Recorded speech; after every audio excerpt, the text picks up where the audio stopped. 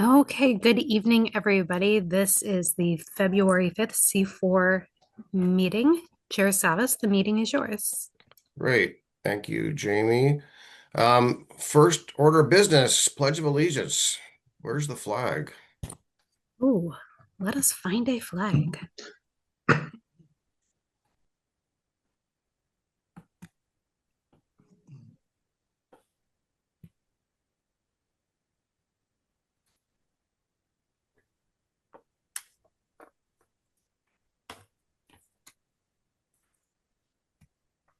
There we go. Okay, if you all join me in the Pledge of Allegiance. I pledge Pledge allegiance allegiance to the to the flag flag of the of the United United States of States of America America and to and the to the republic for republic which it for which it stands, stands, one one nation, nation, under under God, God, indivisible, indivisible, with with liberty liberty and and justice for justice all. for all. Thank you all. Um, let's go around and do introductions. We haven't done that in a while. There's a couple new faces here, people filling in. So I am Paul Savas, one of the co-chairs. I'm a county commissioner, and I'm gonna just go on my screen here, Mr. Cernak. Hello, I'm Kenny Cernak with the Hamlet of Beaver Creek, representing CPOs.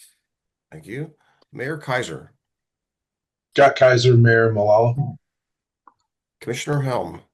Diana Helm, Clackamas County Commissioner. Thank you. Mr. Gornick. Paul Gornick from Okolodge Water Services, representing sanitary districts. Okay. Councilor Shevlin. Thank you. Ann Shevlin, Wilsonville City Council, sitting in for Mayor Sean O'Neill tonight. Okay, thank you. Councilor Pratt. Valerie Pratt, Walton City Council President. Thank you. Councilor Baumgartner. Mary Baumgartner, Westland City Council President, sitting in tonight for Mayor Bialystowski. Thank you. Thank you. Commissioner Marl. Adam Marl, Oregon City Commissioner. Thank you. Mayor Milch. Michael Milch, Mayor of Gladstone. Thank you. Mr. Silva. Matt Silva. You must not be, can't not hear us, apparently. Mr. Brashear. All right. Good evening, Commissioner and the rest of the committee members. Dwight Brashear, your friendly neighborhood transit director from the city of Wilsonville. We operate SMART. I heard that. Councilor Christine Lewis. Hi, Christine Lewis, Metro District 2. All right. Mayor Buck. Hi, everyone. Joe Buck. I'm the mayor of Lake Oswego. And Jamie, I'm going to switch over to my desktop too. I'm going to log out and log back in real quick. Thank you. Okay. And I know we have, so Mr. Silva's computer froze, so he's trying to reboot and get things moving. So Matt Silva is representing fire districts for those of you who may not know that. He's also represents us on the executive committee on behalf of fire districts. Okay, so we'll get to the agenda here. 1 second. Housekeeping. Approval of the January 8th, 2026 minutes. Are there any amendments, changes, recommendations, or a motion? So moved. Okay. Is there a second? Okay. Been seconded by Mr. Gornick. Is there anyone opposed to the minutes? Is there anyone abstaining from the minutes? Approval of the minutes. Okay. All right. By acclamation, the minutes are approved. Thank you. Next up, we have Jamie Lorenzini, who's going to talk to us about the build grant endorsement letter. Yes, and I suspect this may go fairly quick. Tonight, I am coming to you with a request in the form of a letter of support for two local projects that are seeking funds through the U.S. Department of Transportation's Build Grant Program. The Build Grant Program provides grants for surface transportation infrastructure projects with significant local or regional impact. There are two projects that we're aware of that are competing in Clackamas County. those projects, including a portion of the Sunrise Gateway Corridor project, which are improvements to the 212, 224 interchange, and improvements at the Tumwata Village site, which is the site of the former Blue Heron paper mill, and that project is being sponsored by the Grand Ronde tribes. The proposed letter in your packet tonight expresses support for both projects in no particular order in the hopes that both of these projects will find success. I'm happy to answer any questions about the process, but if there are none, I would welcome a motion. Great. Thank you. Any questions, comments about the request? Okay. Is there a motion to approve? So moved. Okay. Second. Okay. So it's been moved by Counselor Pratt, I think, and seconded by Commissioner Helm. Is that correct? Yes. Okay. Is there anyone opposed to the motion? Anyone abstaining from the motion? Okay. One abstention, Mr. Cernak. Okay. So it looks like we have a quorum and an excess of one. So one abstention, that the motion carries. Thank you very much for your support of the letter. Next up, we have a presentation with on the TriMet 82nd Avenue project, and we have Jesse Stemler and John Sarah presenting. Is that correct, Jamie? Yes, and in lieu of John tonight, we're going to be welcoming Tara O'Brien. Team TriMet, I am promoting you now.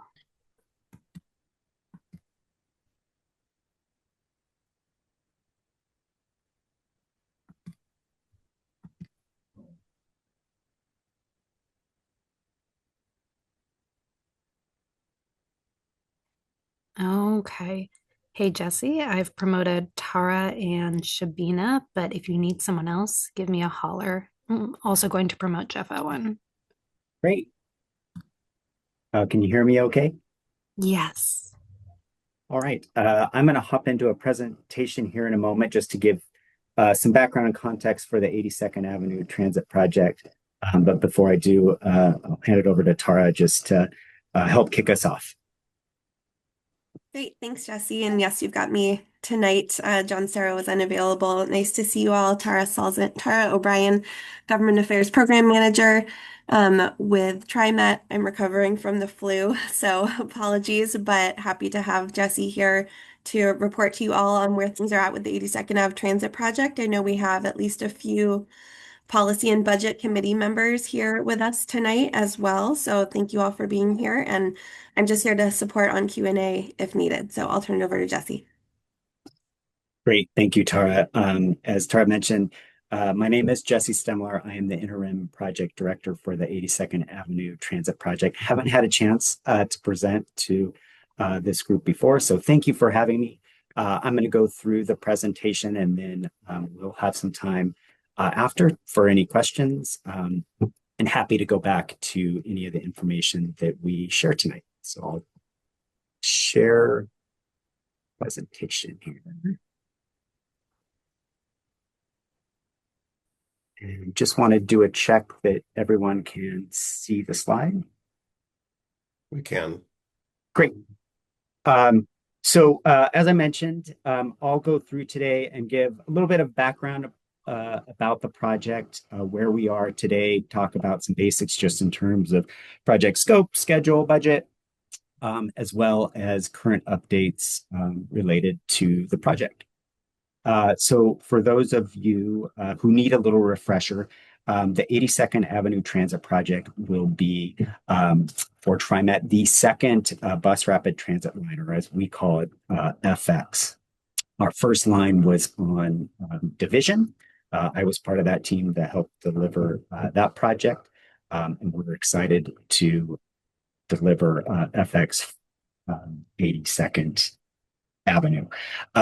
The corridor itself, the alignment for the project will be 10 miles, It connects from the Clackamas Town Center to the south up to the Cully neighborhood in the north. In terms of just the scope of the project and some more specifics. So this is a corridor map. I've had to orient the map. So now we're looking at from north to south.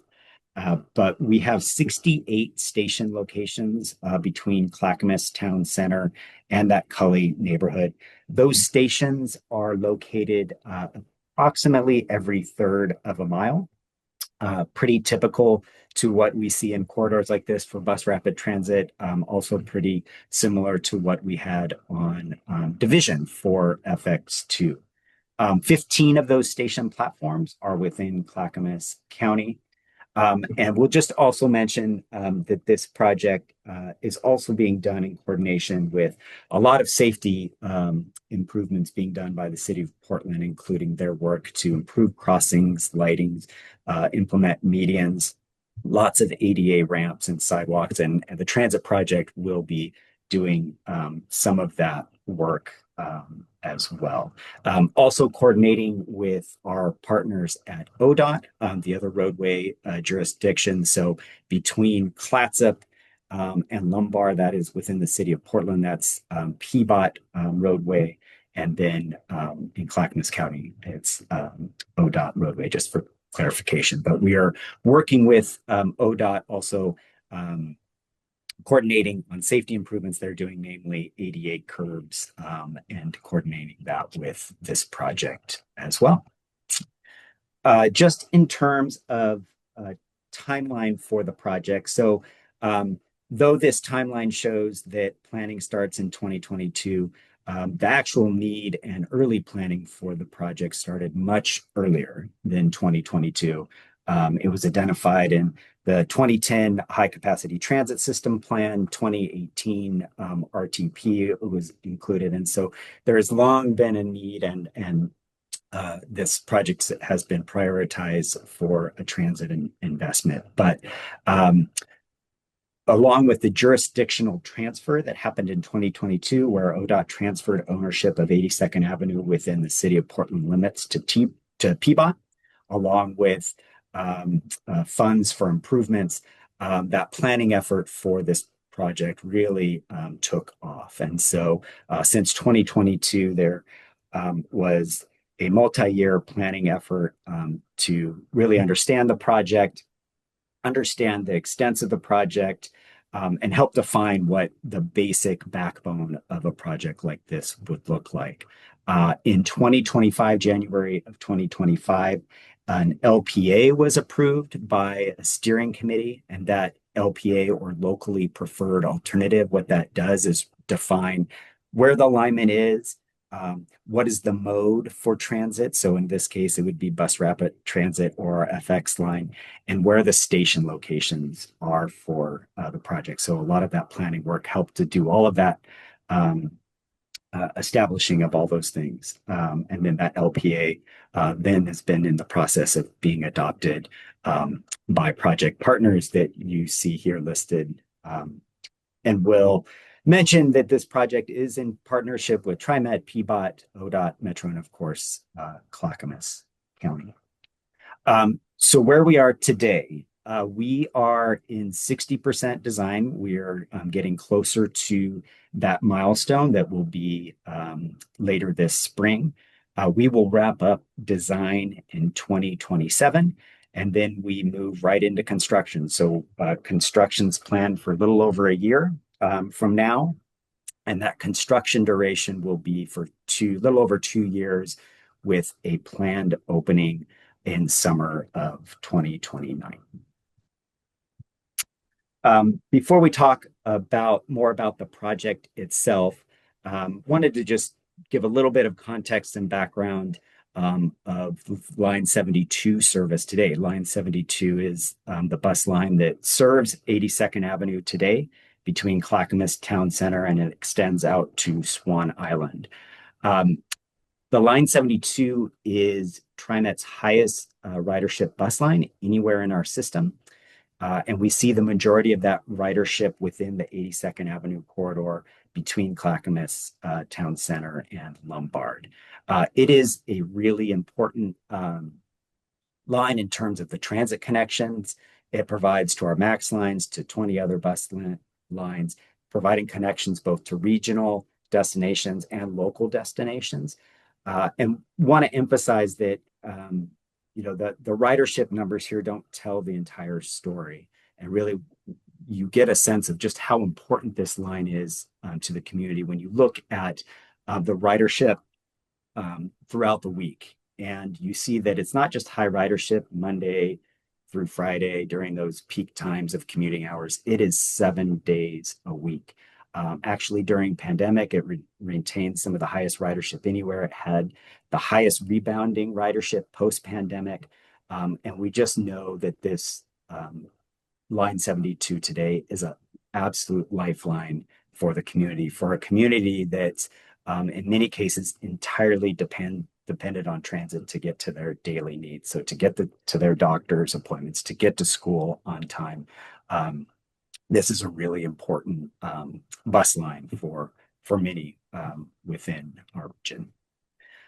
We also see a lot of delay with the current Line 72. It ranks first for cumulative passenger delay.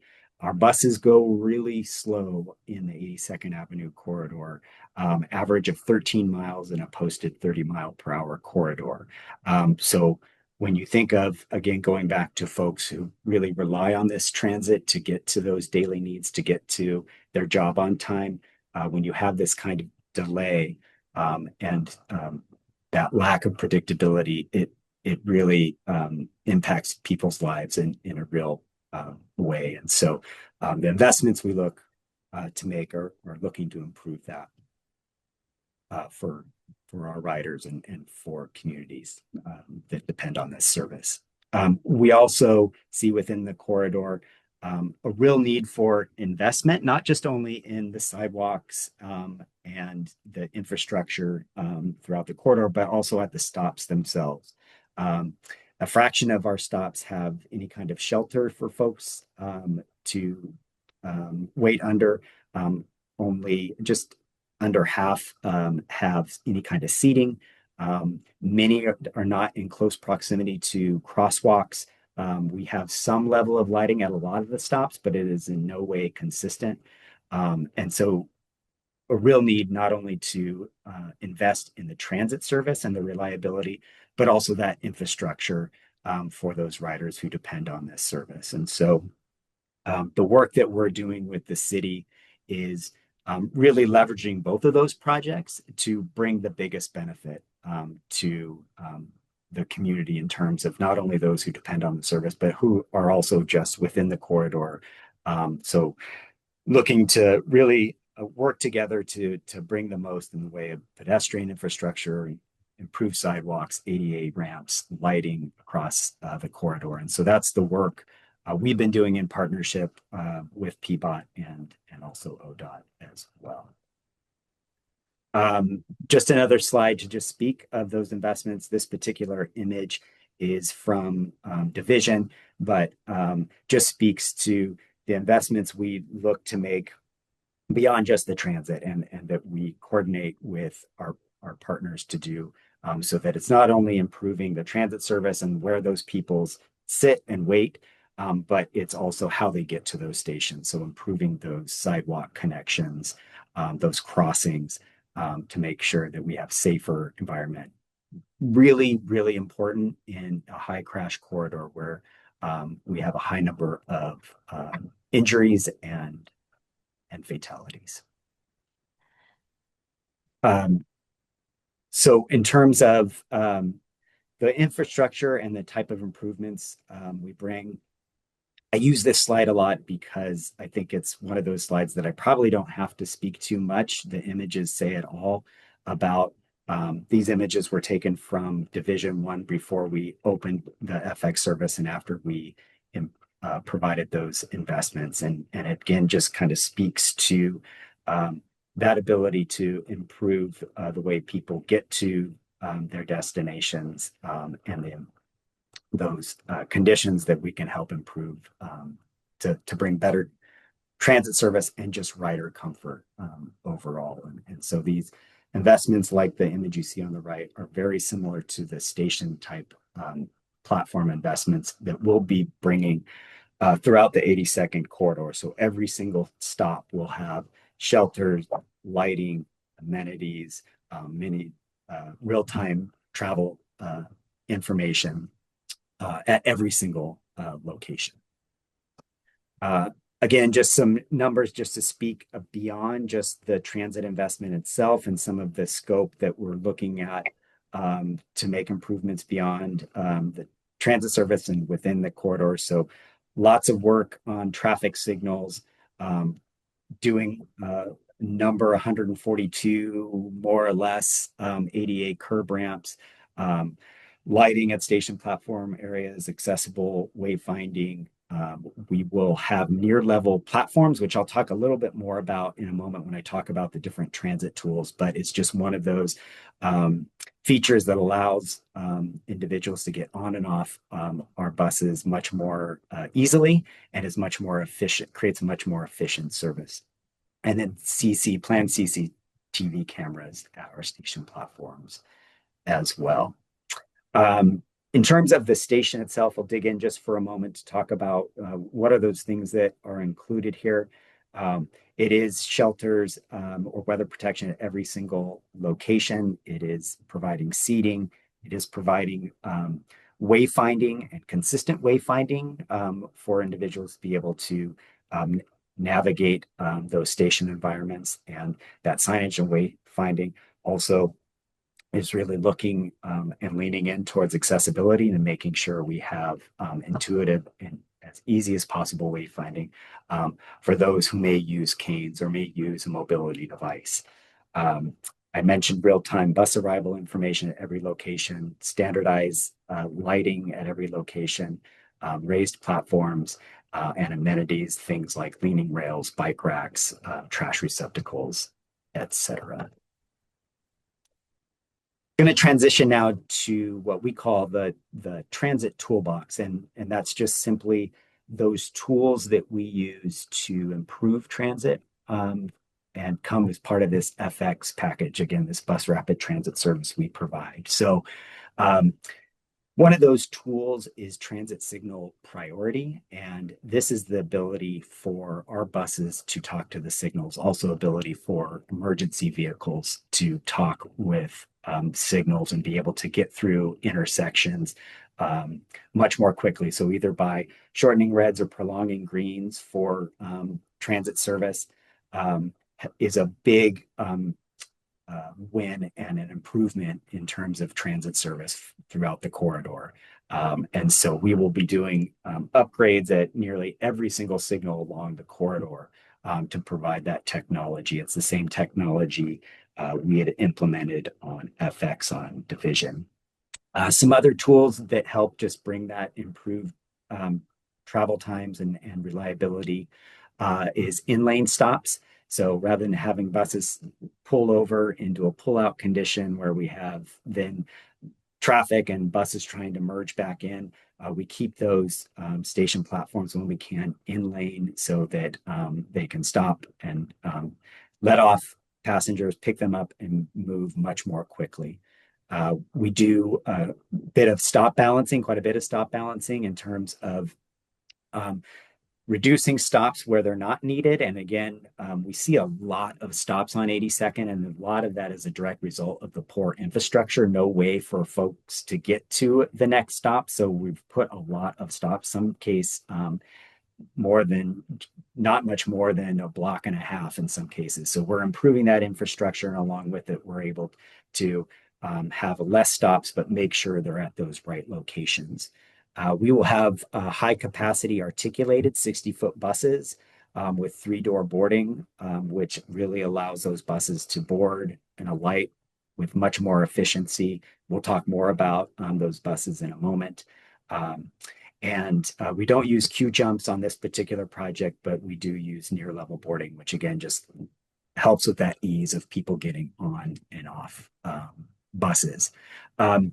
Dedicated lanes or business and access transit lanes. You may have heard some of The conversations around business access and transit lanes, or BAT lanes as they're called. We have BAT lanes on Division, and we've been working to define the extents of BAT lanes on the 82nd corridor as well. So we're getting closer to having that definition. A lot of work has been going in to understand it from a traffic perspective, a transit improvement, reliability perspective, and so we'll further define that in the weeks to come, and we'll continue to through design work and better define these tools as we get deeper in design. So I mentioned buses. We are going to be on this project deploying 60-foot articulated hydrogen fuel cell buses. We received a LONO grant from the federal government. It was awarded to us for $24 million that goes directly to fund those buses, and additional funding through that same federal grant to help with infrastructure upgrades at our PAL garage, training and workforce development. So we are actively in that process of engaging in conversations with the manufacturer, with anticipated notice to proceed February, perhaps March of this year. And we'll talk more about the funding here in a moment. So in terms of funding for the project, it's important to note that this is a federal small starts capital investment project. And so what that is Division was a very similar type of project where we pull together local resources and fund about half of the project, and then look for the federal government to provide the other half of funding. In this case, we have an overmatch of local funds. A lot of that comes through grants that I'll talk about here in a moment. But we are working to demonstrate project readiness for the federal contribution to the project, which would be $150 million from the FTA. So in terms of local contributions, Metro is contributing $5 million, City of Portland $21 million, TriMet 65, RUFA funds of $28 million. And then we ended up getting these awards for these grants that have made a big difference in this project. So the award of the LONO grant of $24 million. We also received a Portland Clean Energy Fund grant for $50 million. So those grants, including the federal grant, make up a huge portion of the funding for this project. And then just in terms of wanted to take a moment to just talk about outreach. It's such community engagement is such a huge part of these projects. We have a fantastic team that is dedicated full-time to engaging with the community and making sure that as we move planning, design, and construction, that we continue to have those conversations and are informed by community as we are shaping the project. And so that happens in a number of ways, through community meetings, through different technologies like surveys and websites, but we have focus groups and tours. And in addition to that, we have a committee process set up where we have a community advisory committee, a couple of members from Clackamas Town Center and the North Clackamas Chamber of Commerce make up that committee that is our regular monthly touch point. In addition, we have our policy and budget committee, which Commissioner Helm sits on. So all really important touch points for our project as we continue to progress our design and ultimately move into construction. So last slide, and then we'll turn it over for any questions. We've had some really exciting updates as of late from the project. In addition to receiving and being awarded those federal grants, and local grants for project funding, we recently received a medium high rating from the FTA, which is a big deal for a project like this. It really signals that the work we're doing on an ongoing basis with the FTA is progressing, and it's one of those key steps that gets us closer to federal funding. I mentioned that we recently started 60% design. We'll wrap that in spring of 2026. We are looking to issue a notice to proceed for the bus procurement in February, March of this year. And the work that we're doing now, a lot of work we're doing with FTA staff to demonstrate project readiness and preparations for federal funding.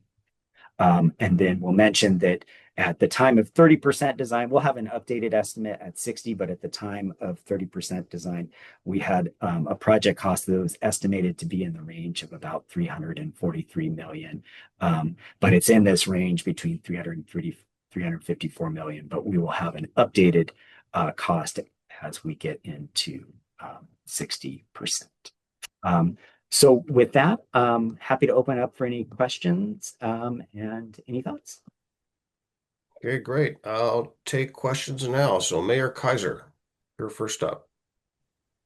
Good evening, Jesse. Couple questions. The first one is what is TriMet's, does TriMet have a match in all these grants and everything that you guys are getting?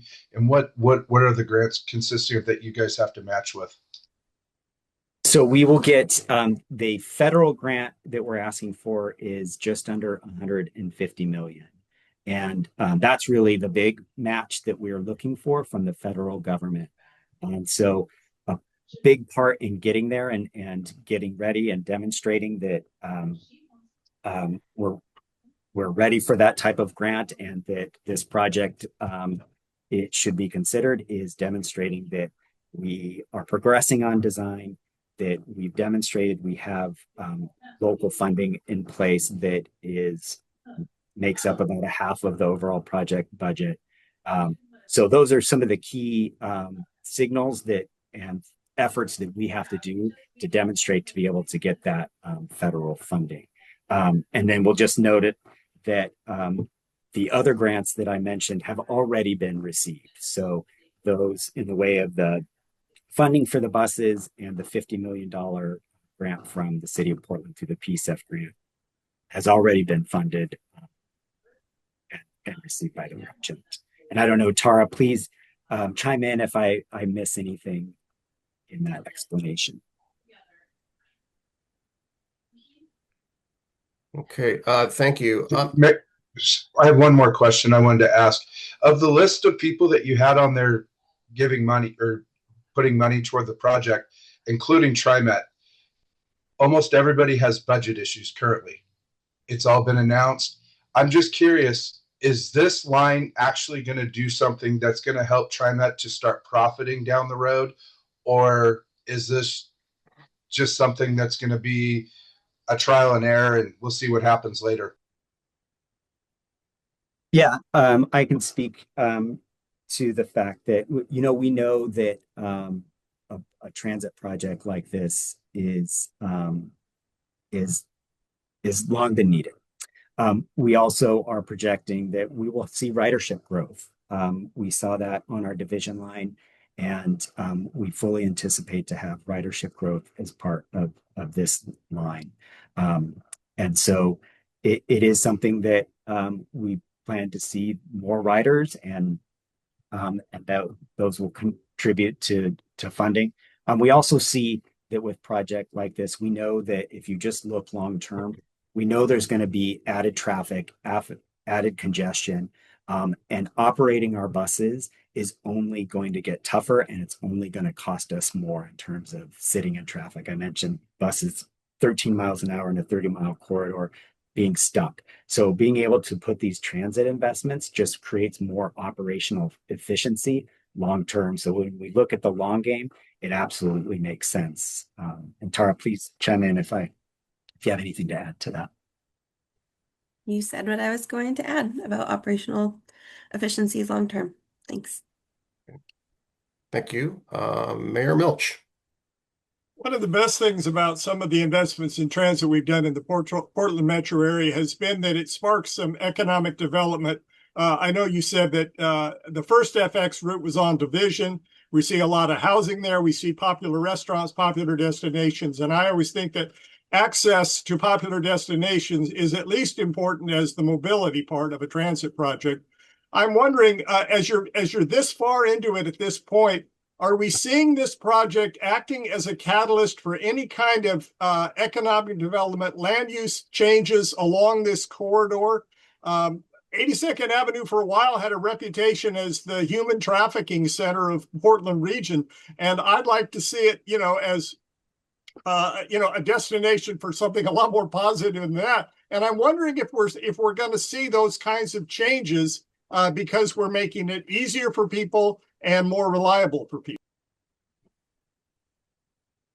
Absolutely. I mean, I think we see this as a big step towards that. Our partners at Metro and City are definitely looking at that long-term vision. And as this planning of this project has come about, it's always been more than just about transit. It's about how it brings these larger investments and how we're thinking about this as a bigger whole. And so as we're thinking about the transit investment, there's a lot of work to understand what does it mean from a land use perspective and really planning for that bigger vision down the road. Okay, thank you. Next up, Metro Councilor Christine Lewis. Sure, thank you so much. I wanted to be part of responding to Mayor Milch's question because I think that's absolutely imperative. The community development perspective that Metro has is that we've been able to put together 82nd Avenue corridor coalition, and that coalition has spent a lot of time, and there's multi-page document that basically says it's not just land use, it's not just housing, it's not just ECDev, it's true community benefit. And I think you are absolutely right to bring up the legacy of human trafficking on 82nd Avenue. That came up at a community meeting, actually in Clackamas County for this corridor when we started doing corridor evaluation. I think it was in 2019 or 2020. So it's definitely something that we're tracking. In terms of where Metro is taking a leadership role, we've signed on and basically signaled our intention to put funding priorities alongside that community coalition. City of Portland's done the same. I think it would be great to get more partners adopting that. The other piece is we do have $5 million at Metro to land bank for future housing development in this corridor. So that's one immediate way that we're like taking the priority and putting funding immediately behind it. Thank you. That's good news. Thank you, Councilor Lewis. And I would just add to that, Mayor, that economic development and the potential for it and likelihood of it is one of the things that FTA cares about in evaluating the project and in awarding funding. And so they score us on how likely we are to see that increased economic development. And we score pretty well in that regard and have on many of our projects in the region and have always been kind of a poster child for being able to show the impact there. So thank you. All right, next up, Mayor Buck. Thank you, Commissioner. Good evening. Sometimes, corridor improvement projects like these, even though they bring, long-term benefits to the local business community, can receive pushback, from the business community just because of the disruption, during construction and whatnot. So I'm wondering but they are, of course, disruptive during construction as well. There's no getting around that. So I wonder if you could talk a little bit about how is the local business community organized out there? What kind of infrastructure do they have? Social infrastructure, and then what are your plans to kind of minimize disruptions and maintain good communication during this project? Yes, thank you for the question. I can answer some of that and maybe kick it to Tara or others if they have more information. But I can speak to, we know that construction can be difficult. And we also know that the corridor has been seeing construction for the last several years. And so we're very sensitive to that. There is active work to pull together the economic analysis for the corridors that will help kind of inform how business can be supported. We also, with these types of projects, we work very closely with our contractor. We use what's called a CMGC contractor, and what that means is that type of contractor comes on early in the project, comes on during design. And one of the things that they do is they help us create a code of construction and also be thinking proactively about what does it mean to do a construction in a 10-mile corridor? How do we minimize those impacts and really continue to send the message that businesses are open? And so we're very sensitive to that. We're actively working on that effort with the contractor and making sure we can minimize those impacts and keep businesses open while we're doing construction. And I would just add, we have been working closely with the City of Portland and Metro and partners on whatever resources we can find, especially with Prosper Portland and others, to make sure that we're working closely with businesses and studying the impacts and looking at the impacts during construction. And in addition to that, slightly related, I would also say that we, as part of this project, we've been looking at workforce development opportunities in the corridor, and both our PSEF grant and our low and no emissions bus grant have separate workforce development components outside of the project that do fund efforts to help hire within the corridor and provide job training opportunities as well. And so we're excited about those elements of the project to really help create opportunities for folks who live in the area. Thank you for that. If I can just add, I mean, if just from experience, I don't know if you have like a communications with TriMet, internally, or you work with someone externally. But during construction, if you don't, sometimes, we tend to have like the information for the property owner if you're dealing with, I don't know if you guys are doing any right-of-way acquisition or whatnot, but then, when you're doing the construction, the property owner, they might live, overseas. And so doing like boots on the ground, knocking on doors and actually getting that contact information for those particular businesses, the current people who are like managing them and working there day to day, is just really critical. It can keep everything really positive. And I just know even these small, impacts, we might see as small impacts have real big impact for these local small businesses. And it sounds like, I mean, that's a big corridor, and I didn't hear you respond to my question about how they're organized, so they may not be organized. And so kind of helping to find out who are the leaders out there in these businesses, I think is also really important because, Prosper, they're, they don't know what's going on out there. So thank you very much. Yeah, and I'll just add really quick, just in terms of the last question. So there is a business association of small businesses that we've been meeting with regularly. There's also the Clackamas Chamber, which Jay Jones sits on our CAC committee, that is also really important touch point for us. Portland Metro Chamber has also been a touch point for us. I just will mention that I couldn't agree more in terms of the need to engage with business and property owners early, because we know that this is a long corridor, and so that's the work Shabina and her team are doing now is making sure we have those right connections and we're talking to the right people. And it's not when construction's happening outside of their business, it's us being there ahead of time and saying, hey, remember, we're going to do this. And not only that, but we want to hear from you. I mean, we like to create win-wins, and we certainly had examples and lots of examples actually in division where working with business, we can make improvements. We can be creative to try to create those win-wins. That's where we start from, and that's where our goal is. Okay, thank you. Next question, Commissioner Helm. Thank you, Chair. And thank you, Jesse, for the presentation. You mentioned that you expect ridership to increase once this gets underway. And I'm wondering, once it is operational, how often will you report back on ridership numbers pre and post upgrades?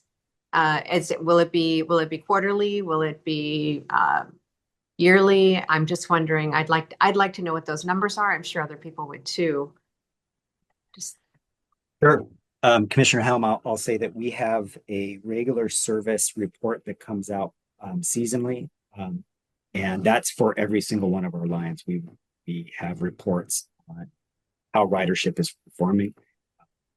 We keep our fingers on the pulse of that. We want to know that, and so we will have a sense pretty regularly of what ridership is looking like after we implement the project. So I guess the short answer is we will have regular updates, and I think we would be happy to share where ridership is trending. good. Thank you. All right, Mr. Bashir. All right. Thank you, Commissioner, and thank you both, Tara and Jesse, for the presentation. I'm kind of a math guy, so I wasn't able to catch what is the overall cost of the project?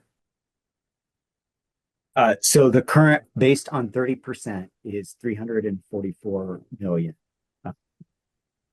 All right.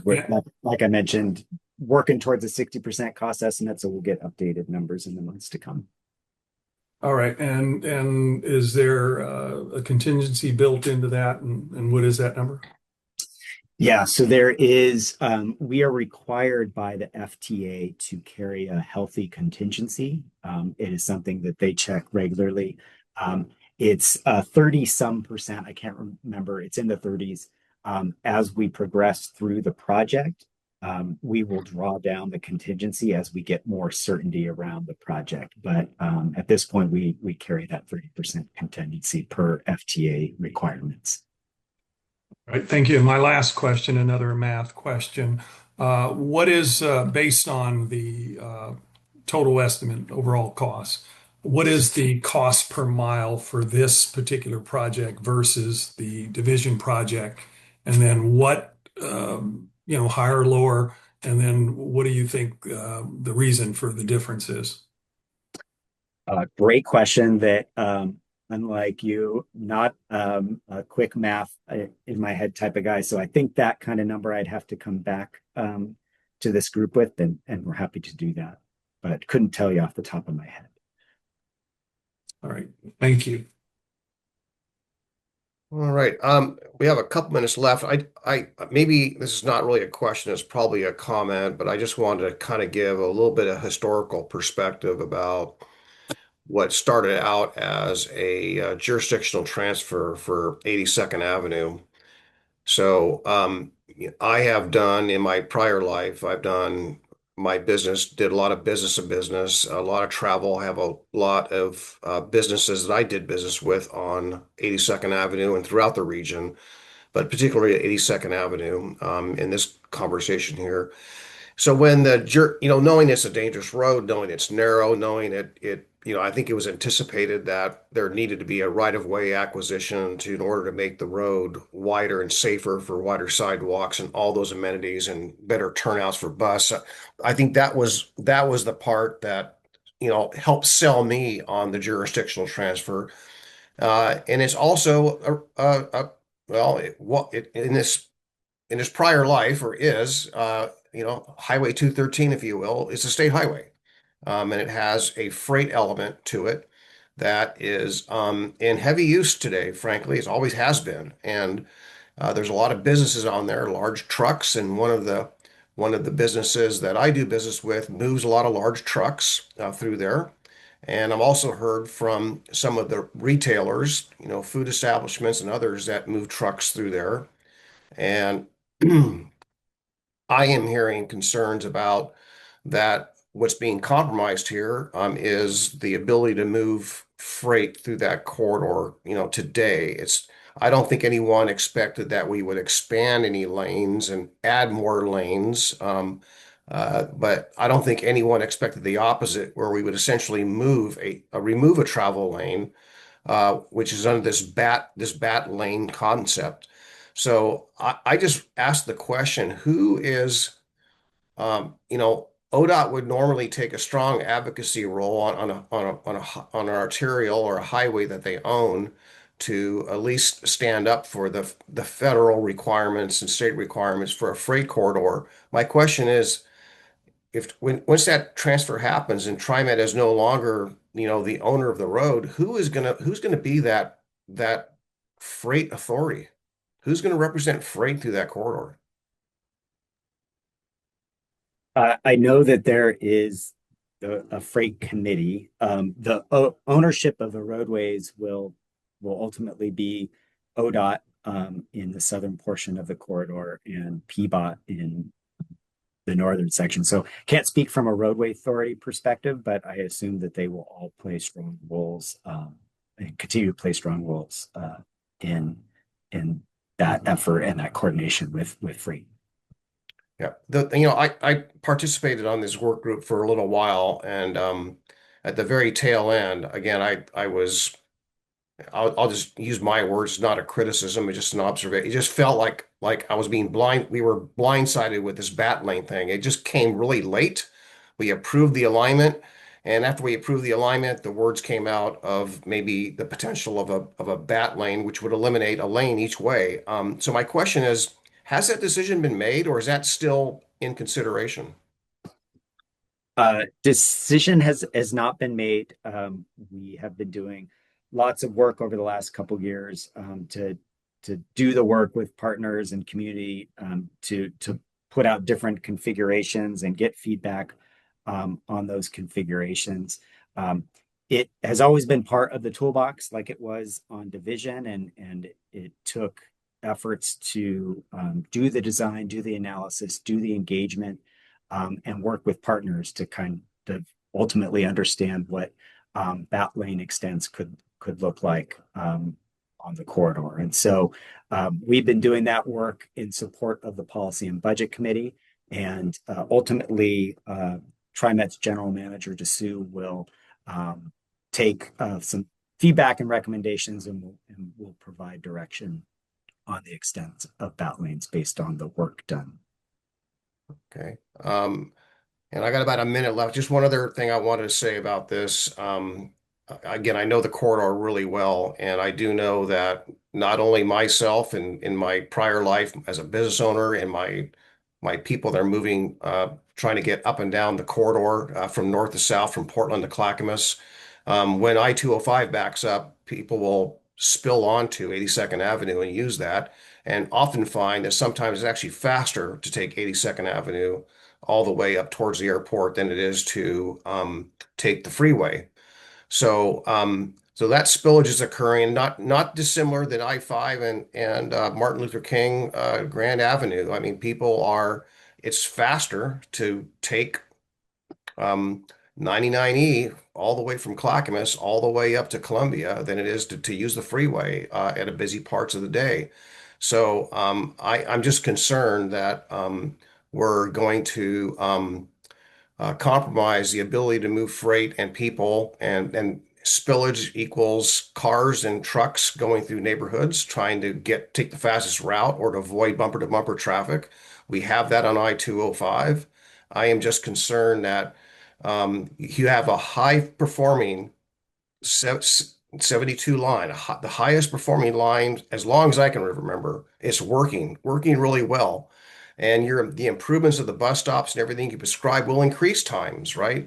And I know the bat lane concept will increase transit times a little bit, but if it's already a successful line, I don't see why we would compromise a transportation corridor like that at the detriment of commerce, at the detriment of potentially cut through traffic going through neighborhoods to now avoid a bumper to bumper situation on 82nd Avenue. That's a comment. No response needed. Any other questions? Sorry for taking up space there, folks, but I just had to get that off my chest. All right. Thank you, TriMet, for your presentation and taking the questions. Much appreciated. And I'm going to get back to the agenda here. Okay, next up is our Clackamas County Transportation System Plan update, and our presenter is Jeff Owen. And I guess he has some folks from Kittleson that might join in. So, Jeff? Excellent. Thank you very much for having us this evening. Jeff Owen with Clackamas County, here as your project manager for this project on the topic tonight. So yes, with me, I'll have the first couple slides and then we'll pass the mic over to a few of our consultant team members at Kittleson. So next slide. This evening, we want to make sure, that you do kind of everyone knows we're underway with this active project, and then we'll have a little bit of a sneak peek kind of demo. We currently have a virtual open house underway now, so we'd like to touch on the project overview, the engagement that we're doing, coordination with many of your staff, essentially, and then members of the public as well. Give you a little bit of an idea of where we are in the schedule, and demo that open house. So next slide. So within the county, of course, we have a lot of transportation facilities. We have over 1,400 miles of paved roads, over 200 miles of paths and bike lanes, right? Not just one transit agency, 6. We have public use airports, and we have a river ferry. So we have a lot to manage. Next slide, please. We specifically in this project are focusing on a 20-year horizon. So this is not just a short-term effort, but we're really looking all the way from 2025 until 2045. A TSP, a transportation system plan, typically we think of 2 main buckets of what it contains. Goals and policies is one part, and then most people also really think of prioritized project list as a big outcome. So this is where we really start to show what we think we can both, that we need to do into the future to respond to growth all around the county and really match that with anticipated funds available. The existing TSP that we currently use was last updated in 2013. And a thank you to Commissioner Savas, both for your involvement in the past and also currently part of our effort underway now. The county TSP focuses on the transportation needs in the unincorporated areas. And so that's really important to remind ourselves of throughout this project. And it's just as important to really closely coordinate with all of you, all the cities, all of our partners, because of course, as we all know, when we move around wherever we go for our needs, for working, for school, etc., we don't always necessarily know where a certain line may start or stop. And so that coordination is upon us as a project team to coordinate with all the cities and partners. Next slide. So of course we do have just what I mentioned there, coordination. So we have 10 urban and suburban cities within the metropolitan planning area. We also have 5 rural cities outside of that area. And a lot of our work and conversations around transportation somehow involve our state partners as well at ODOT, because they, of course, manage and own and maintain some of the really large arteries for moving us around interstates and the state highway system. So I will, here to say I'm definitely the project manager. Happy to take questions here at the end. This work is it's a pretty big effort, and we could not do this alone. And so we did, of course, go out for proposals, and we have selected a very capable team that is going to help us out this evening and is really helpful from their experience doing similar TSPs in many other areas. And so that is a team led by Kittleson with support from JLA and community engagement. Burgess and Nypel helping with safety work and cost estimating. So when I mentioned project list, that's the team that really will help us estimate the cost of all these things into the future. And then PKS is also helping us with a bit of additional engagement that we're referring to as helping with the CELLS, if we use that acronym. That is a community engagement liaison. So that helps us go a little bit above and beyond for some of our culturally specific outreach efforts. So with that, I'll pass the mic over to Susie Wright at Kittleson, who is helping us out on this effort. Yeah, thank you, Jeff, and good evening, everybody. Thank you for having us. Again, my name is Susie Wright. I'm a senior principal with Kittleson and Associates. So I'll give you a little bit more details on kind of the TSP update process and timeline, and kind of where we're at and what some of the ongoing engagement opportunities are today and coming up throughout the rest of the project. For those who might be unfamiliar with the process of updating a transportation system plan, it's very kind of a stepwise plan from a technical standpoint with lots of public and stakeholder engagement integrated throughout. It typically starts with understanding current conditions and then kind of seeing what the current needs and deficiencies are, then forecasting population growth and traffic growth, and seeing what the additional needs or changing needs might be in the future. As I said, kind of integrating that with input from the public, we start thinking about what are the future needs, what kind of projects or policies or programs might be needed to address those needs. We look at costs of those various solutions, and then we go through a process of prioritizing what we call the kind of preferred plan and understanding what might be actually cost feasible within that 20-year horizon, what some of the near-term, mid-term, long-term priorities are for kind of the cost feasible part of the plan, and then identifying what are some of those needs that are beyond 20 years from a funding standpoint, or that might be priorities to seek additional funding. All right, next slide, please.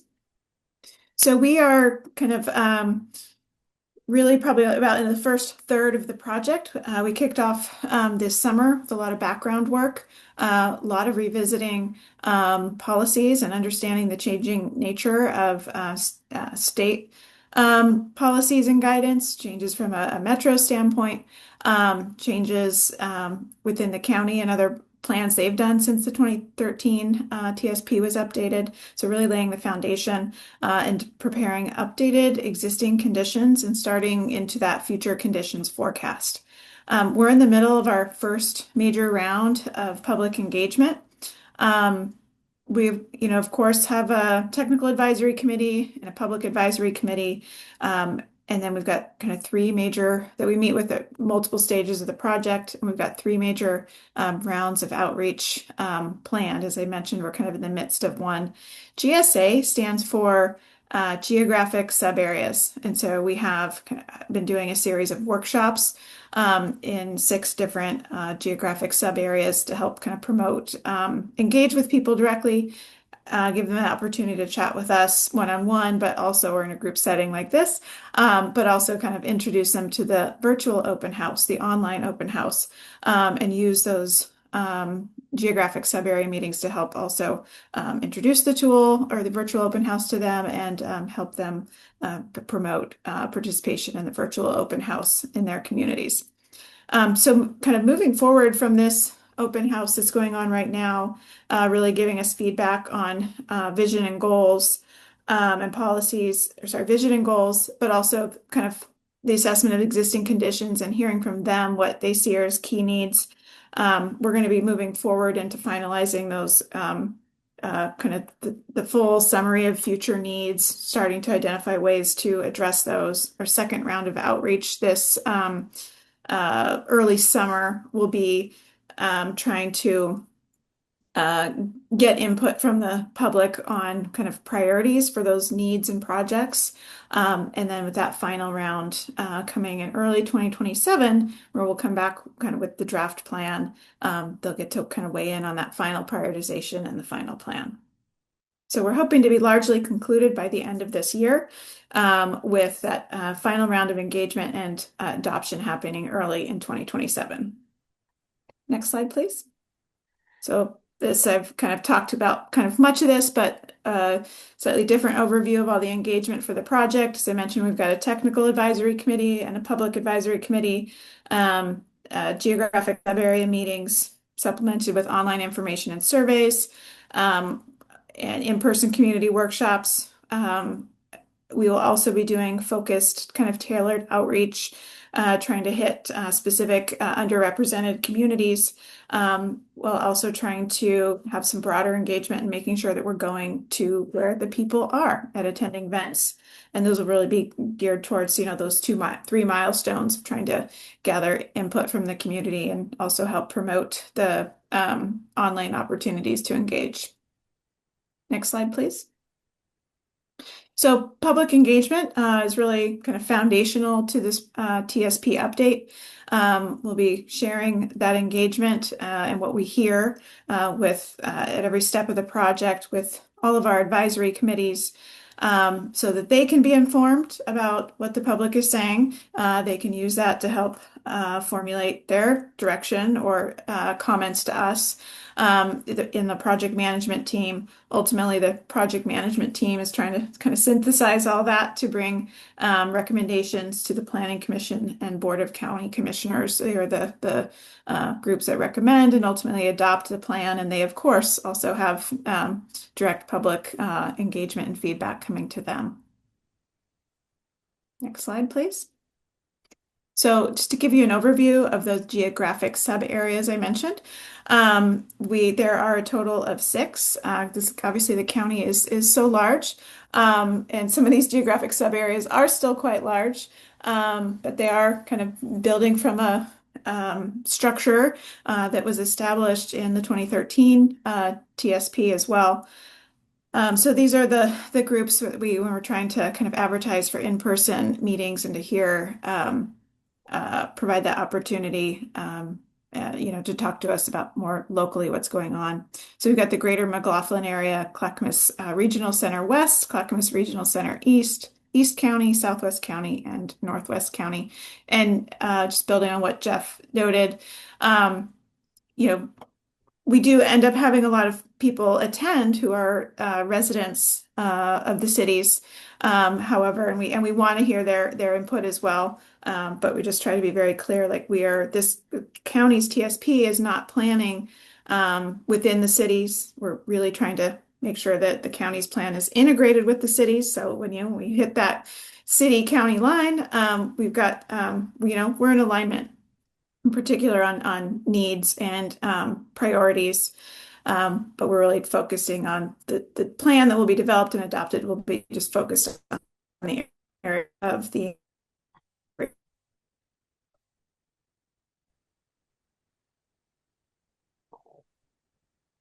I'll give you a quick overview of vision and then the goals. The TSP vision is fairly untouched from 2013, but we did review it, take it through committees, talk about possible updates, but it is largely the same. There was a lot of work that went into 2013 vision and goals, and so a lot of it has I think withheld the test of time. So I'm not going to read this verbatim. I think one of the things that changed, instead of talking about diverse geographies, we're really talking about distinct geographies, and just kind of noting that we've got a lot of distinct geographies and communities in Clackamas County. Next slide, please. And the goals. The goals focused on safety and health, fiscal responsibility, local business and jobs, reducing disparities between communities, sustainable and livable and local. These also are fairly consistent with the 2013 TSP. That had a little bit of reshuffling and a little bit of wordsmithing here and there, just kind of bring them up 13 years. But I think a lot of the same values are very being carried forward from the 2013 TSP. That I'm going to share that the current virtual open house is live. It's open until February 16th. I've got an associate on the line with me here tonight, Russ Doubleday, that can give you a little tour of the virtual open house if you would like that. But maybe we can get a direct link to it into the chat here for this meeting, but you may also try to utilize that QR code. So we'd encourage you to participate in the virtual open house and share the virtual open house link with all your networks. Next slide, please. As of Friday, we've had over 1,500 unique visits to the virtual open house, with 282 people commenting on the vision and goals and kind of providing rankings that will really help give us some useful information when it comes to project prioritization. And we've had 176 specific need comments logged. So we've got some, survey questions in the virtual open house, as well as a map that allows people to drop a pin and give us direct comments. And you can see the types of comments that other people have made as well. Just, at a high level, the themes that we're seeing in the feedback that we're getting from the virtual open house is, you know, very strong interest and emphasis on safety first, kind of back to basics, transportation investments, expectation of fiscal responsibility, and just really wanting, tangible improvements that kind of improve everybody's, daily lives. So that's kind of the sentiment that we're seeing so far. Next slide, please. So as I said, this one's open through February 16th. We'll have another kind of round of input, as I mentioned, in the late spring, early summer, where folks can review draft prioritized project lists and provide feedback.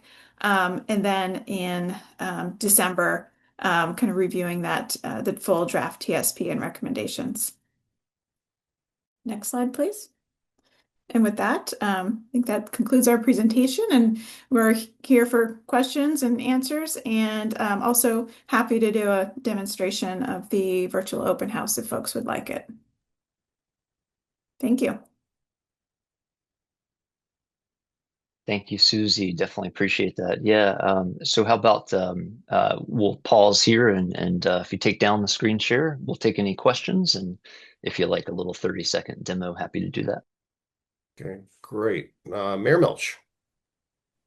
Part of my experience with doing systems plans, whether it's transportation or sewer and water, or all kinds of other things that we do at the city level and probably at the county level too, the more thorough you are in engaging the public and imagining projects, the longer a list of projects you get. And once you're the associated costs with them, you've got this huge bottom line number of potential future projects. And that number is used as the basis for system development charges or impact fees, whatever you call them at the local level.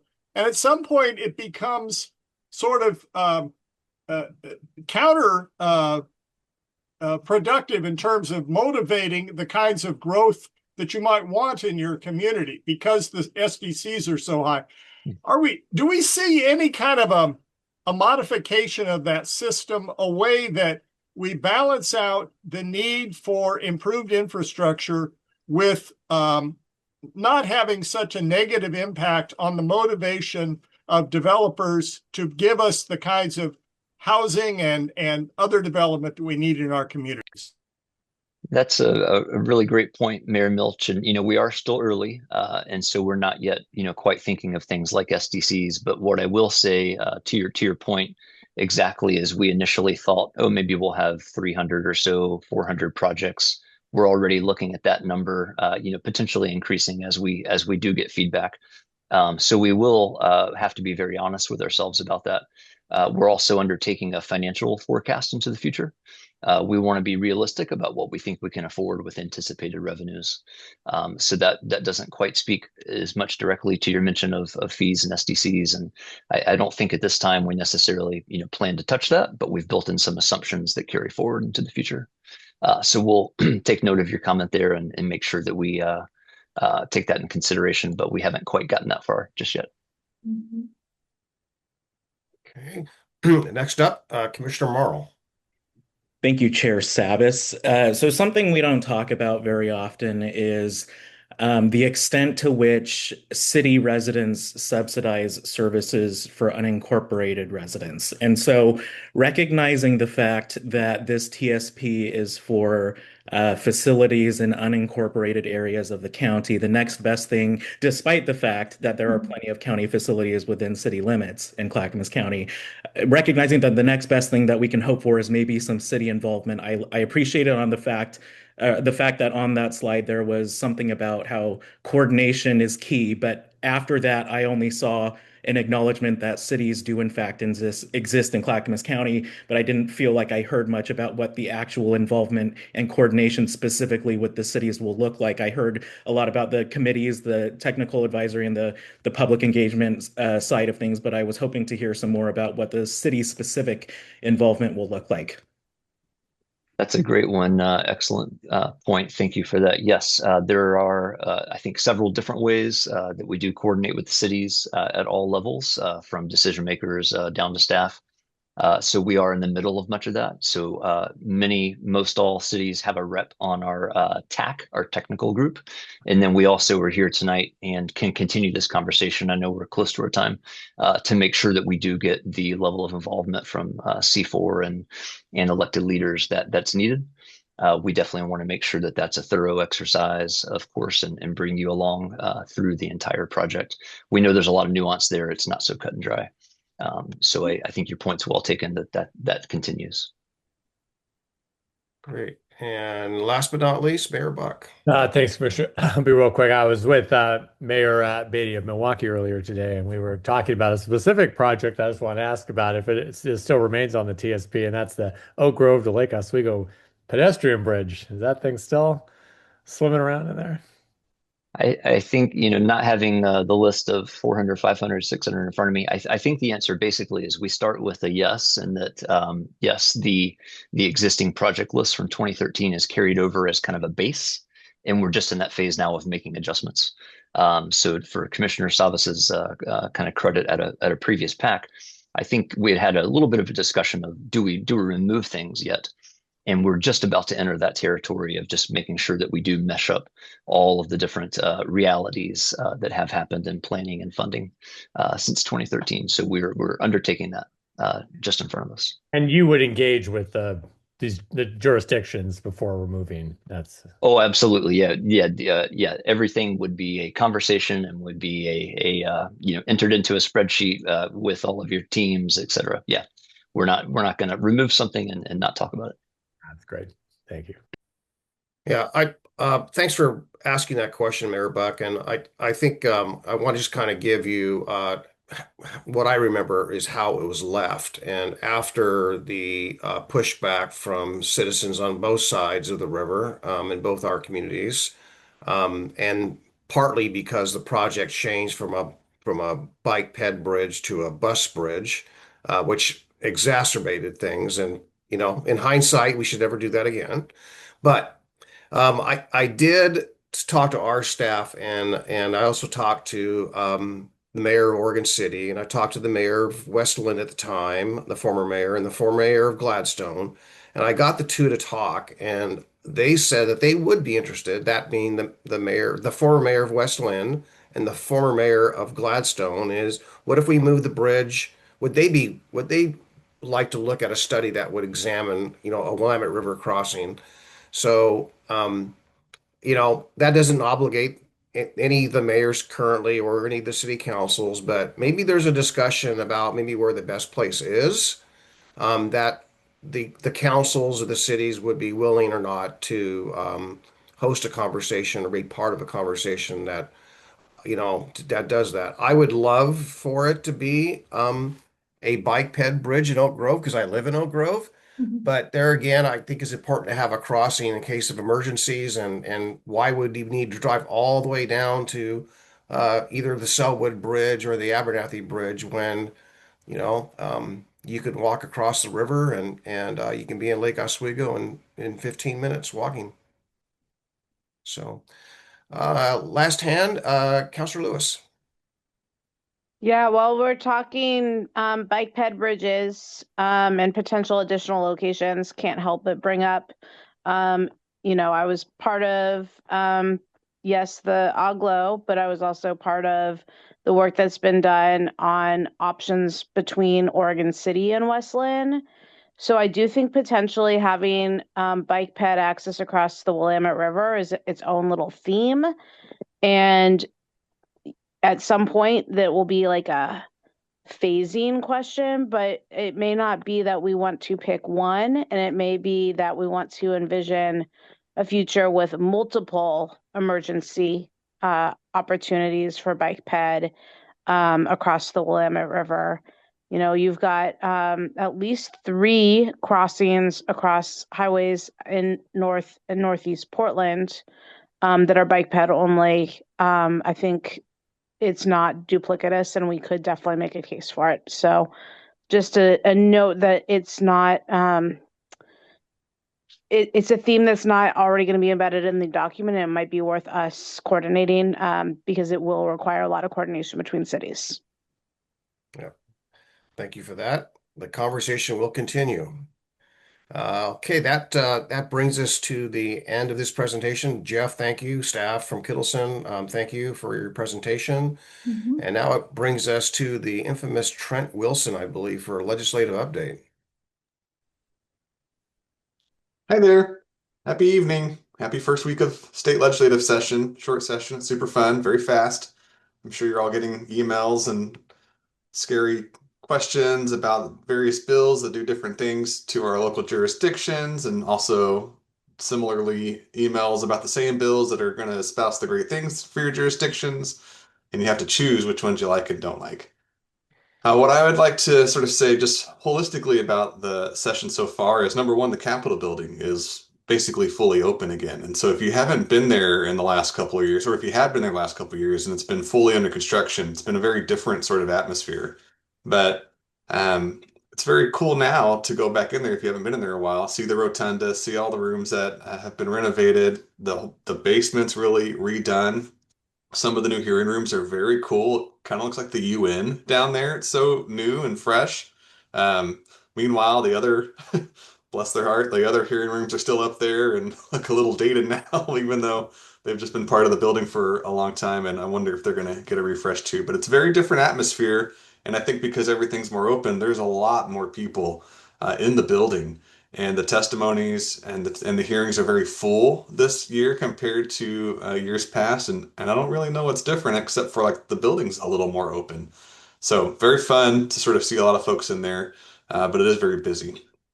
There are a little over 280 bills introduced this session. It's a short session, and so that sounds like a lot, but it's much better than the 3,500 bills from last year. So I'll take 280 anytime. But the problem with the short session is they try to shove them all into this first week. And so it's been very tiring to keep up with the rapid pace of things. I'm going to try to keep us at a very high level on sort of the theme of everything this year in the Capitol, and some couple transportation and land use pieces, because that's really what y'all like to focus on for good reason. The theme of everything that I don't talk about today is there's no money in Salem. The state has a major budget challenge that they're still trying to solve. That hasn't changed in the last 6 months, and so that communication is consistent and steady. And there are some major cuts that we can expect. I've heard numbers up to $900 million of cuts, across various agencies. And so there will be something that we like, that you like, that is liked, that will struggle by the end of February or early March. And so just prepare yourself for those pieces. I don't think anybody outside of those 90 offices really has a bead on what those are going to be yet. And if you were able to tune in to the Ways and Means Committee on Tuesday this week, there were many hours of testimony from folks who were sort of speaking to the value of the programs that are on lists that state agencies were told to come up with. They were told come up with a 2.5% cut list and a 5% cut list. And so the state agencies did that, just like your own budget processes when you have to look at trimming. And there were a lot of people who testified and submitted testimony. And not everybody got to speak, but I think it really speaks to just how expansive and how far-reaching a lot of the state budget programs can really touch. And there's some really cool programs and really interesting testimonies. It's worth listening to just to get a better feel for, what does Oregon do and how do state dollars reach into communities in different ways. I found it very fascinating and educating in that way.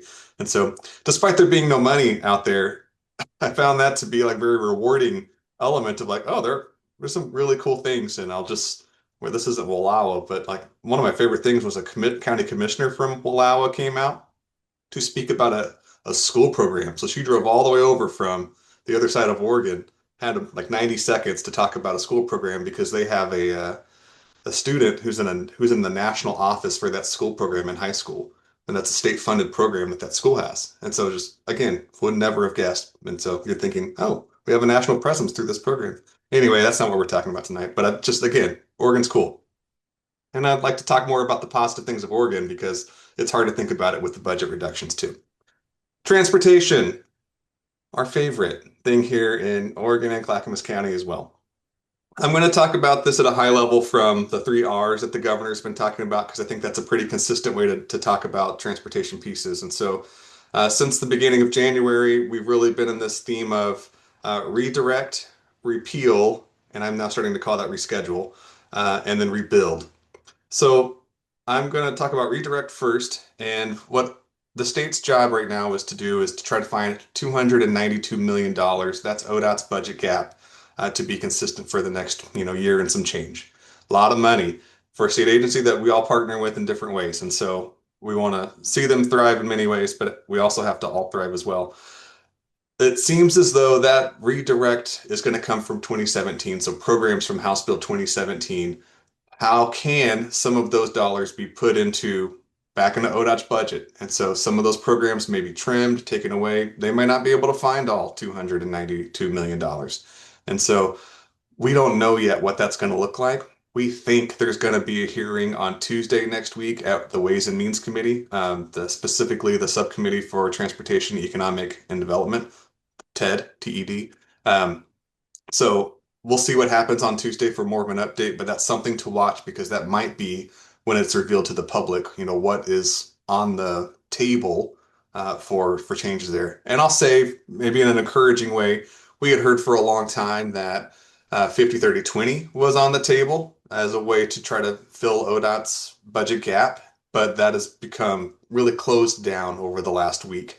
And so we're hearing from basically every office that that's not on the table anymore. So that's very good. We're hearing that transit funding, we all have transit service that we hold near and dear to our hearts, also not on the table. So at least for right now, those programs verbally are being held harmless, but there's a lot of things that you might like that we'll see on Tuesday that may make this more uncomfortable for everybody, more as I know it. The reschedule, no one knows I'm not calling it repeal, but the reschedule section of this is there's a bill, it's Senate Bill 1599 was just introduced last night or submitted last night. It is the bill or the vessel by which the Oregon legislature will try to move the date of the referral vote, that the successful from November up to the May primary. And the communication there, pick a side. I'm not going to pick a side, but the prevailing communication about why is this bill there is that there is a desire to have more certainty around whether that funding will be there or not, both for ODOT and also for local jurisdictions who would also benefit because of 50-30-20 if that funding were to remain. So FYI, that's the bill name. I think it has a hearing on Monday. They created a special joint committee for this bill, and that whole job is to just, consider that bill moving forward. And the thing that you need to be aware of is the timeline is February 25th. That is the date by which the bill has to pass out of the legislature and be signed by the governor and be in the Secretary of State's office for it to qualify for the May primary date. So those are just facts. The details, take the partisan pieces of it to your own meetings. So, all right, and then the rebuild piece. What happens next? Since there are still major budget problems at ODOT, and also our jurisdictions are starting to no longer receive the funding increases from House Bill 2017. They're leveling off now, right? And so, what will a next transportation package look like for everybody? that seems to be still to be determined. And it sounds like the state and the governor's office are just focusing on those first two pieces right now. But largely, there is a prevailing expectation that 2027 will require a next effort for a transportation package, and that the governor's office will be taking the lead and putting together something that moves the state towards determining what that package could look like. And in meeting with the governor's office today, so you're getting pretty fresh news, is I think by the end of February, that plan will be more solidified and will likely require, a lot of different groups meeting, providing input, and then probably working all the way up into, my guess is December, until they've come up with a final recommendation. So more as we hear it, but I think right now it's what's the legislature going to do with this redirect and then with this reschedule effort and what will come from that. So those are the big things on, big transportation pieces. A couple of bills that I think this group will probably be interested in. One of them is House Bill 4008. It has a hearing on Monday morning. This is what I call the Transit Task Force funding bill. It's a bill that just builds a task force to determine, is STIF funding the right statewide funding mechanism, or is there a different funding mechanism that should be in place? And since there was a lot of disagreement about it over the last, pick your number of years, some people longer than others, right? Clearly, we need to have a conversation about what's going to be acceptable and whether this needs to be funded in this way or not. So that bill has a hearing on Monday morning. If this is an important topic for you, please submit testimony on Monday morning or before that or 48 hours after that. So you always have 48 hours after a hearing to be able to submit written testimony. But if you agree that that's the right conversation or is a good conversation to be had, they're looking for support, to move that bill forward. Again, all of us have or benefit from various transit service and that transit money. So worth noting. The other bill that's at least we're tracking closely are a couple of bills that are in the Senate Transportation Committee, but one in particular is Senate Bill 1542. Just want to draw your attention to this. It's just generally considered to be named the Measure What We Drive or Measure What You Drive bill. It's a way to make the state's CIP, the Capital Improvement Plan, a little more robust and create some criteria around how projects are weighted. That is a very oversimplified way of talking about it. There are some things that I think we're a little concerned about because it puts heavier weights on certain priorities and lesser weights on other priorities. And this is me trying to choose my words wisely, so I'm not telling you how you should feel about this bill. But we're a little concerned about it because it potentially creates some concerning things for projects that have been regional priorities for a little while, including we have some heartburn about Sunrise and whether this program could create some challenges for Sunrise moving forward. Similarly, for TV Highway, could run into some challenges. And so I think the concept of the bill is we probably all have very shared intentions around the concept of the bill, which is that ODOT probably needs a little bit more guidance and oversight on how some of these projects, especially big projects, get funded and moved forward, and worth a conversation around that. I think this approach, at least from the county's perspective so far, is that we have a little heartburn. And so we're going to try to be weighing in most likely and probably on Monday. The bill has a hearing on Monday. So please take a look at it, make your own judgment on it. But I think it's something worth flagging. It's something that we're a little concerned about. It also has a lot of road bumps. I mean, to implement it, it would cost ODOT heavy administrative work to do that. And as I mentioned a minute ago, they don't have money to do additional work right now. So it may struggle on its own just by the nature of what it is. So I wanted to flag those two bills. Former C4 member and alumni, Representative Mark Gamba, has a bill out there also on road user charge concepts, and that's going to have a hearing on Wednesday this next week. Is his approach or concept of trying to figure out if there's some methodology to getting some things moving around that can change our way of thinking about how we fund maintenance and preservation projects through transportation rather than just, big capital expenditures, measure things through time. So worth watching that because it sounds very complicated. And I think it could put a lot of burden on local jurisdictions to figure out a few things, but I think the concept or what he's trying to accomplish feels like it's in the right direction and is very different tenor to what the transportation package was last year. Okay, transportation, I'm done. I know we're getting late here and I'm just as tired as everybody else is. So I'm going to hit a few land use bills for your focus. House Bill 4037 is a housing omnibus bill, and I'm flagging this for you because we all hate in this room shot clocks that are put into your local planning process, and this has one specific to a couple of housing pieces. And so that's, if you're taking notes, just go ahead and write down sections 17, 18, and 19, and then we can go look that up or call me tomorrow and we can talk more about it. But look for those shot clocks. Otherwise, it's a big omnibus bill, has a lot of different housing pieces in it, way too many to get into, but mostly it's a pretty positive AOC, LOC, generally excited about this bill, but for a few of these sections that make it almost a non-starter. A few UGB expansion bills, and I think for the metro area, two of them I'm going to tell you not to worry about, but for the smaller cities, we got a lot of cities here. I want to go ahead and flag them for you. For the smaller cities outside of the metro UGB, you might be interested in House Bill 4082 and 4035. Those are just little small micro expansions for like manufactured housing, some aging housing. If you just need like an acre here or there because you're getting tight in your UGB, just look at those. I think they could be interesting to you. For the broader one, the one that a lot of folks are watching right now, it's Senate Bill 1586. This is the Oregon Jobs Act. This is the bill coming out of Hillsborough right now. It proposes a few things. I think we might have talked about it in the past, but one of those is expanding the UGB by, I think, 1,700 acres, specific for like chips manufacturing, high development manufacturing companies that might be ready to go right now to move it along.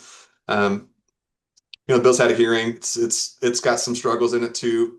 It's a short session. We'll see if it survives, but largely what we're focusing on at Clackamas County is some of the other pieces of the bill, the incentive components of the bill, and how to help attract businesses here to the region at large, which we'll see how it does. And then the last bill, I think, just for your awareness, is House Bill 4108. This is annexations of non-contiguous um, properties into your city if you want to, if everybody wants to, if there's a whole everybody agrees situation.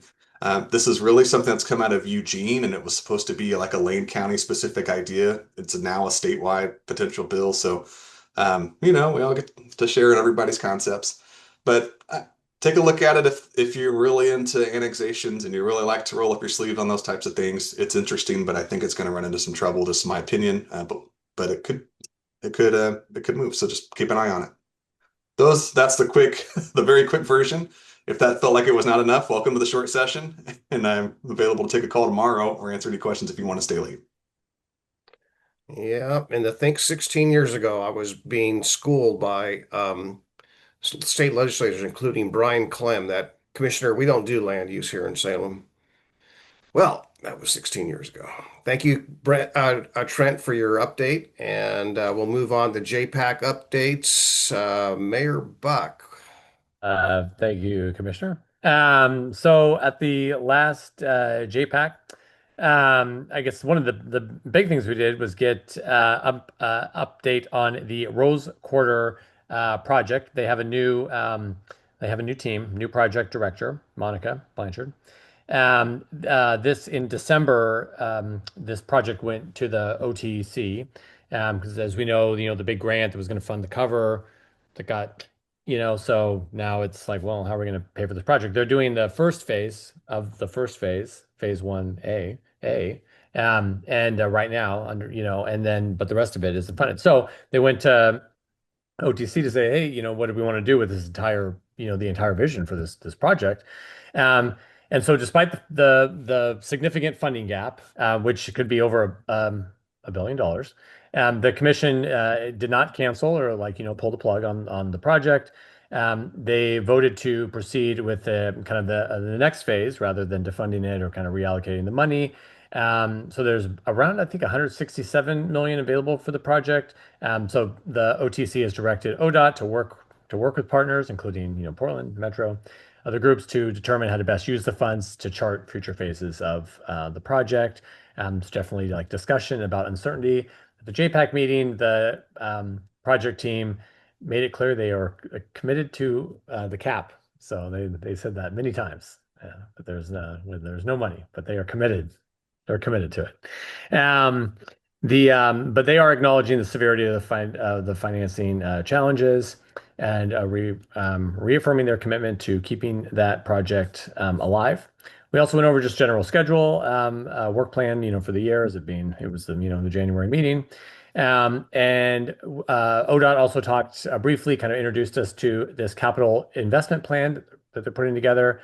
This is going to identify planned investments over a 10-year period. And they're going to have their first one put together by the end of this year. Okay. Thank you, Mayor. Is there anyone that wants to give us an impact update?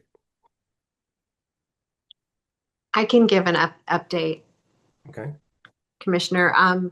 At the last meeting, there were a couple presentations. One was supporting the regional economy. It's kind of Metro's role in the regional system. There was another one on the SHS progress and reform. A lot of numbers. For instance, like 9,023 households have been placed in housing. That's all the counties combined.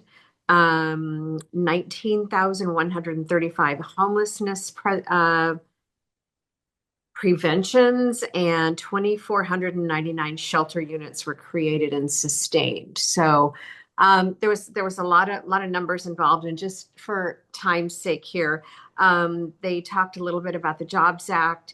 And Mayor Buck, were you at that meeting? They talked about Sherwood having a presentation on what it takes to attract new business. And I don't know if that's already happened, but I would really like to go to that. Or if somebody went, if it's already happened, I don't have a date here on it, but that was kind of that in a nutshell.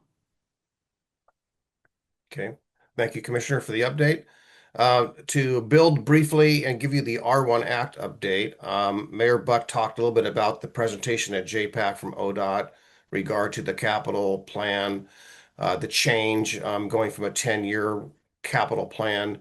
The state, or the OTC that is, basically assigned every act in the state of Oregon, 15 projects essentially. We are the largest act. Hood River is part of our Hood River, Multnomah County, most of Washington County, and all of Clackamas are part of the R1 Act. I've made the argument that because we have so many cities and we have so much population, by far substantially outsize any act from a population standpoint, that we ought to have more consideration of projects. That hasn't resonated yet, or I haven't heard anything else. But Monday night, we approved 5 of the projects that were recommended by ODOT. TV Highway, I'm not going to remember all of them. TV Highway, the Sunrise Engineering piece. Again, I'm not going to remember all the projects. The Rose Quarter project was one of those. So there's 5 approved, and the next 10 we got to sort out between the 30 plus odd jurisdictions that are probably going to wrangle over what the 10 projects ought to be. That's going to be the very difficult part coming up. So stay tuned. And last but not least on this, I was renominated, elected chair for the next 2 years. I want to thank some of you in this room that supported me. I appreciate that, or punish me, however you want to look at it. But proud to do it. It's a very interesting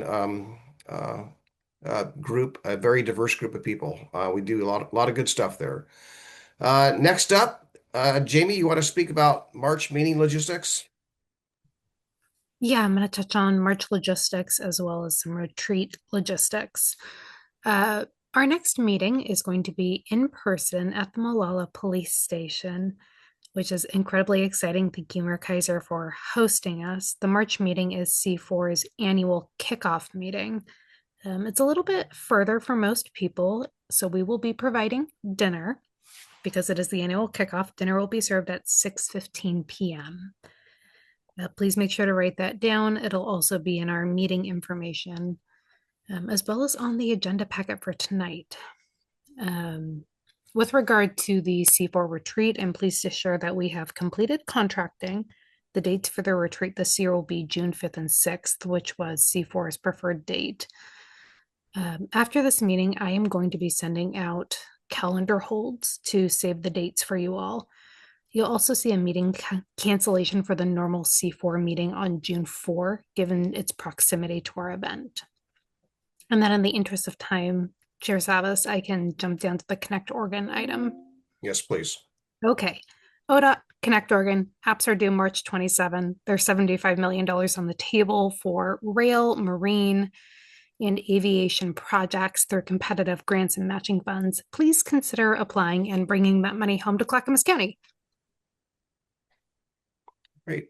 All right. Well, thank you, Jamie. You were very brief and prompt, and you delivered the messages. Folks, is there anything else for the good of the order? I would like to share that we have some outgoing members tonight. Oh, that's right. Thank you for reminding me. So, who are those members, Jamie? Mr. Kenny Cernak is the only one I see on the screen. Okay. Mr. Cernak, thank you for your service. We really appreciate it. You also served on the exec committee representing CPOs. So I understand that Pamela Burback will succeed you, if I'm not mistaken. Is that correct? That is correct. Yeah. And so we'll look forward to working with her. And don't be a stranger. Come visit us, okay? I shall. Right. Any parting words, sir, from your experience with the C4 group? No, no, just I guess try and roll with the punches because there's always going to be some. Yeah. Yeah. I just want to say thank you and thank everyone actually in this room for all the work we've done over the last year, 2 years. I just think about essentially, we have been part of coalitions on certain efforts, and we have been, I think, very successful in a number of areas. And I just appreciate the fact that even though we might have disagreements here and there, overall, we do team up and try to get things done for the betterment of the county and the people we serve. So much appreciated, and I appreciate the staff support that made all this happen. So Trent and Jamie and the other Jamie and all the staff that helped put C4 together and keep us all rolling. So thank you all, and all have a safe drive home. See you next time.